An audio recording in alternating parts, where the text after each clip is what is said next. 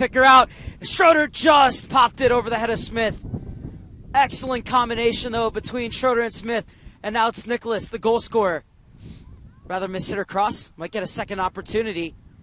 And the offside flag is going to go up against one of the number 2s. I think that one's Grust. Because Coleman has two braids. Grust only is with the one braid. Got it. Plus, they're both. And they're both wearing braids, so it's. Let's take a look at this goal, and what a ball that was over the top, and then Nicholas outwitted the offside trap and a deft touch to lift it over the on-rushing Lockwood. And with an offside trap going against the wind, it's a hard thing to pull off because the ball will do that. It'll hold up in the wind and then drop in behind. Nicholas does a good job, and that tends to be where the run should come from, is that midfield, that second line. It's not really your front runners who are going to be able to find it through, and Nicholas does a good job there of winning the battle. And then the finish, the composure to chip it up and over, really, really nicely played.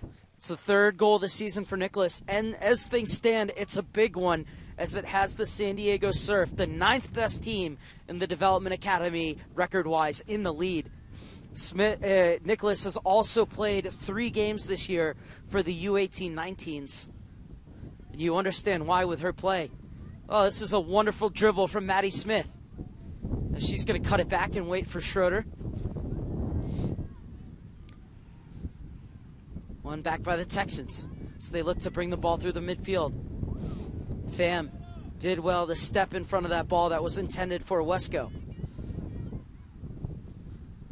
They are doing a good job of having a player step in front and cut off the service to Bailey Wesco. Yeah, they're almost front and backing her. This time it's Nicholas who cuts off a pass looking for Wyatt. Ronan skips past Wyatt. Can't get by Vargas, who's strong in the tackle, but it will be the Surf's throw-in. And looks like Rogan took a knock for her troubles.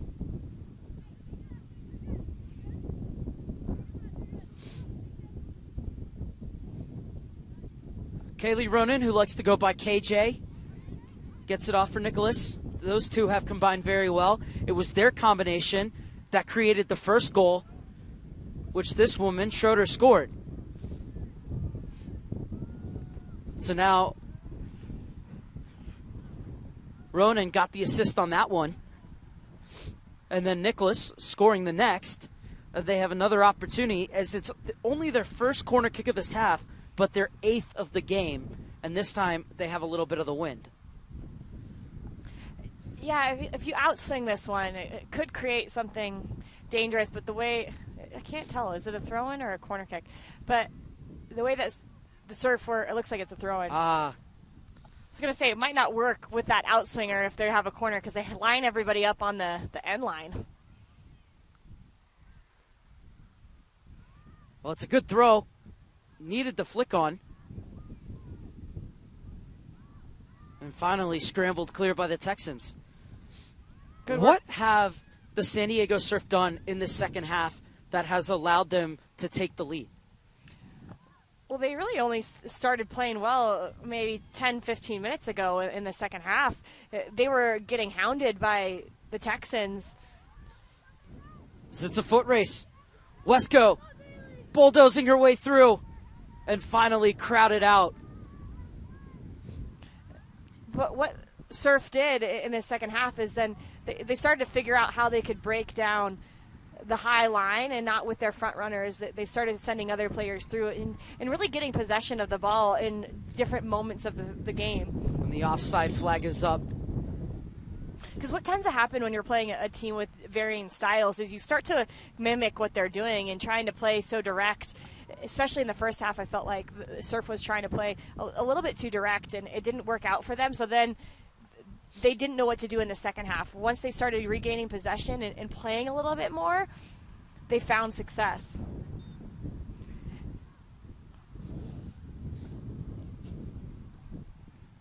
Creeping toward the final 10 minutes of the 2019 Girls U.S. Soccer Development Academy Spring Showcase, as Rogers comes across to quell the danger.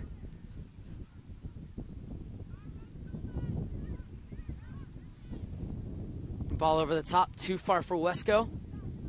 And that's an opportunity. Wesco's pressing the line, but Vargas is in his pocket of space because the back line has to respect the run of Wesco. I think that ball from Robles could go to Vargas there, and then there's a 2v2 opportunity or even throwing more numbers forward. So it's just picking out that right pass and not trying to force it too much. Schroeder battling. How has Schroeder's substitution at halftime changed the complexion of this game? Well, it makes you have to defend so differently because of her strength and her physicality and her speed. But the game really changed as well, just because you're going against the wind now if you're Surf, and you have to change the way that you played. But she just offers a threat that's different than the other front runners they had. Nicholas into the channel. And last touch lets her down. So it'll be a goal kick for the Texans. But Nicholas, well, that's really the first miscue she's had in this game. Been excellent and has a goal and, well, if this were hockey, a secondary assist to show for her efforts.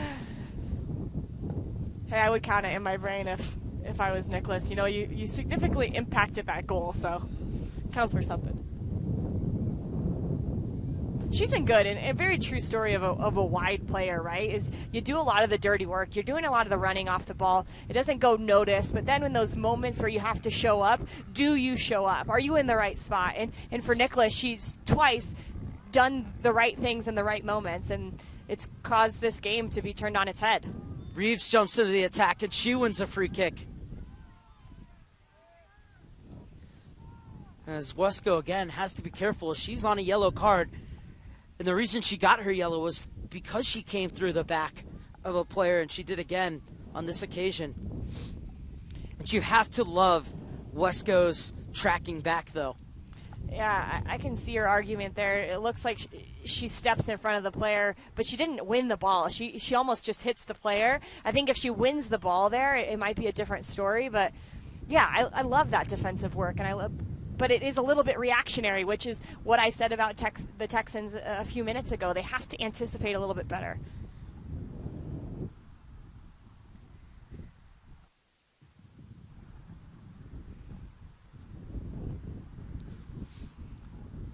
You'd have to say that this one is screaming for Alana Butcher to hit it directly on goal. Butcher plays it across, and the offside flag is up, but that's why she's going to Yale, and I never had a chance at an Ivy League school, is because she had the brains to see that that was a better option than shooting. Yeah, she's probably smarter than both of us. I would probably give her that. And it's a nice little lofted ball here. Not patient enough of a run on the far side by Grust. Just mistimed her header, though. I think you could see what she's trying to do, snap that neck around to get that ball to curl back across the face of the keeper. And she would have had to have snapped because there wasn't enough pace on the ball to just hit it directly. She was going to have to add a little bit of pace to it. Pham.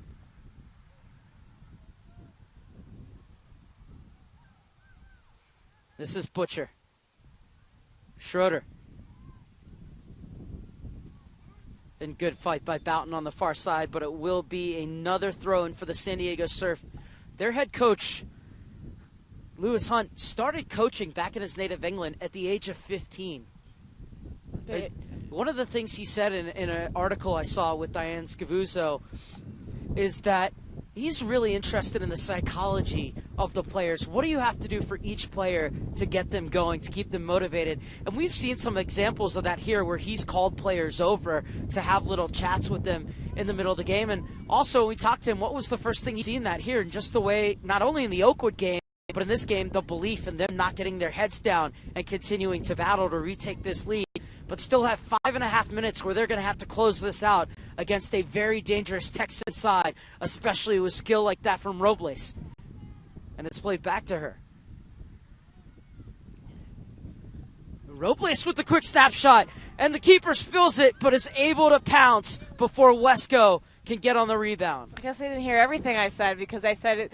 The goalkeeper's hands are going to be cold. If there is a shot on net, you need to follow up because it's going to get spilled. It's just hard to control anything outright. And here, the ball gets spilled, and then a reaction from Wesco.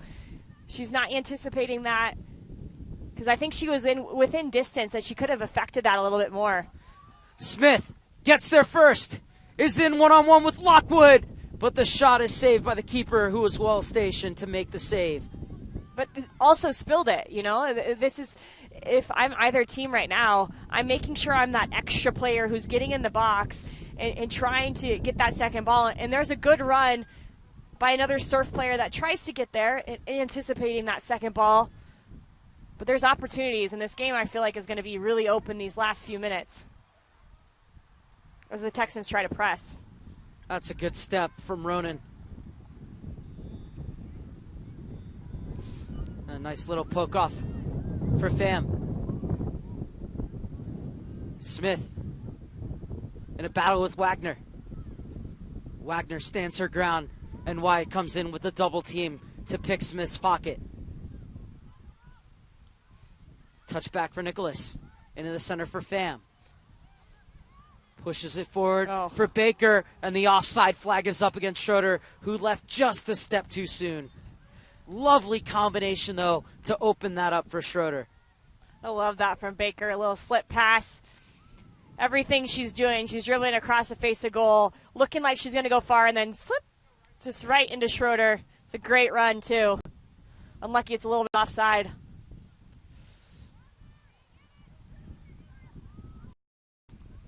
'87th minute.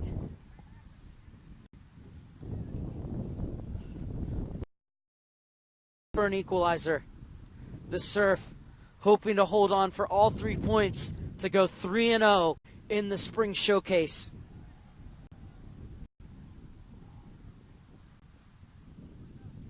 And then 8 regular season games left. June, just 3 games left in the regular season for the Dallas Texans. Top spot in 2 of the toughest and off the clock.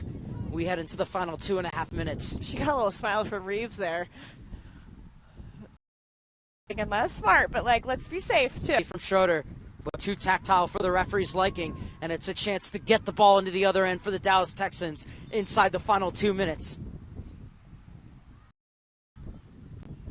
They have been good at winning these balls in the air, so you would think that they might try to play short just because they don't have a lot of height in the center of midfield right now unless they bring Lesko back to try to be that player who wins the ball.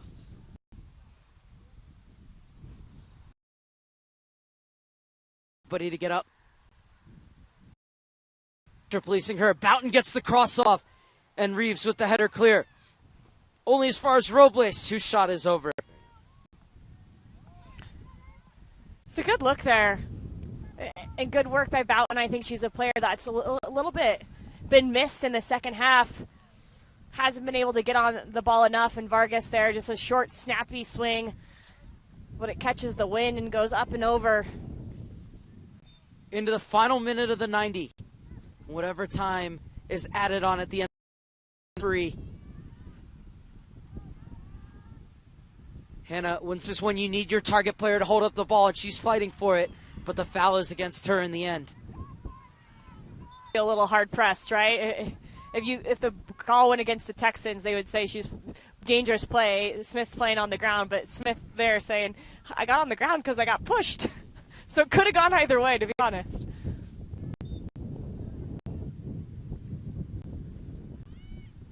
Well, to get to the ball, but was unable to keep it in.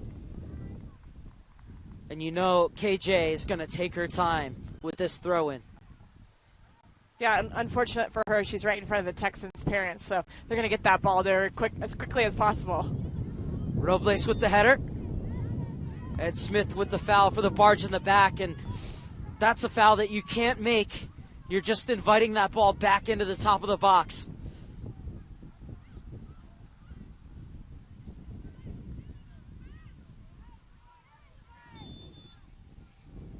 Rogers once again. It's a quality ball to the top of the box, but nobody in white attacking it, and Baker gets it clear. Rogers steps in front of Smith. Nicholas. And it'll be another throw-in for the Texans. All hands on deck now for the Surf. Wyatt hits it across. Harrison trying to shield it out of bounds. Good shielding from the youth national team player. Yeah, good job by Harrison. And she's come in to help this squad, give them a little bit more depth this weekend, and done a good job of, hasn't really done much that's caught our eye, but it hasn't had a lot to do on that far side, as a lot of the work that the Texans have done is straight down the middle of the field. I think a lot of the work she's done has allowed Schroeder the freedom to make those runs forward as well. It's a great point. Absolutely. Speaking of which, this is Schroeder. Just getting forward and see if you could take the ball into the corner. Smith. Well, she's heading toward goal. Still going Smith. And it's swept clear from her. Yeah, I wasn't expecting that either. Maybe just kill some time, go to the corner, don't give up. If you cross that ball and the goalkeeper gets it, they can get it and counterattack so quickly. This will work out well for them. Yeah, I guess. Second best case scenario. And there is that ball into the corner. The San Diego Surf come from behind with 2 second-half goals to defeat the Dallas Texans 2-1 to go a perfect 3-0 in the showcase. Now unbeaten in their last 8 games with 24 goals against. But they had a lot of work to do against a very good Dallas Texans side that took the lead in the first half. Final thoughts, Jordan Angeli. It's a good